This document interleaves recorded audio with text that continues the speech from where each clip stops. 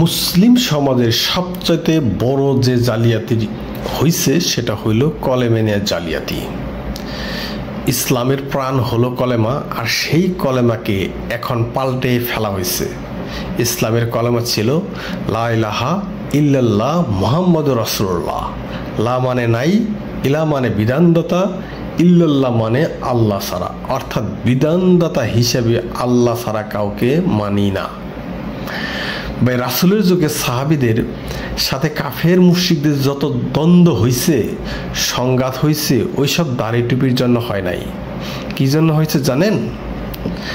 কারণ একটাই, সাহাবীরা আবু জাহেলদের তৈরি বিধান মানতে চায় নাই, শুধু আল্লাহর বিধান মানতে চাইছেন।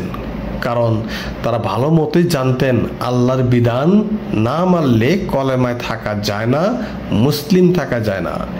কিন্তু এখন আপনি যে কোনো হুজুরকে প্রশ্ন করেন কলেমার সম্পর্কে, তারা বলবে কলেমার অর্থ হলো আল্লাহ ছাড়া কোনো উপাস্য নাই। যখন ইলাহ শব্দের অর্থ বিধানদাতার থেকে বদলাইয়া উপাস্যে পরিণত করা হয়েছে, তখন ইসলামের সর্বনাশ হয়েছে।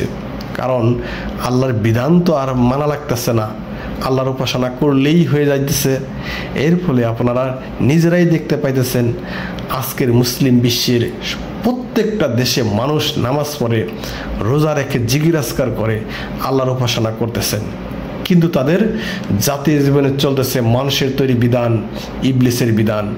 তারা এখন মসজিদে ইমাম নিয়োগ দেয় আল্লাহর উপাসনা করার জন্য, আর রাষ্ট্রে এমপি নির্বাচন করে আইন বিধান রচনা করার জন্য। ভালো মুসলমান হওয়ার জন্য এখন আর আল্লাহর বিধান প্রতিষ্ঠা করতে হয় না, আল্লাহর উপাসনা করলেই হয়।